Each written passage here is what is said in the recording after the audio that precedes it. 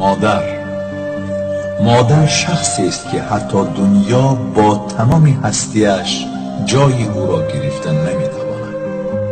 چهره فراموش نشونده چهره مادر است.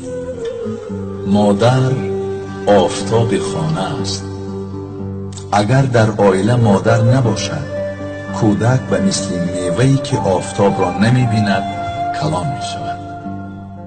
بد اخلاق باشیم، یگانه شخصی که ما را عفو می‌کند مادر است. یگان محبت و شفقت جای محبت و شفقت مادر را نمی‌گیرد.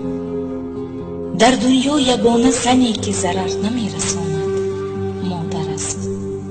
زن مادر که شد به کمال می‌رسد.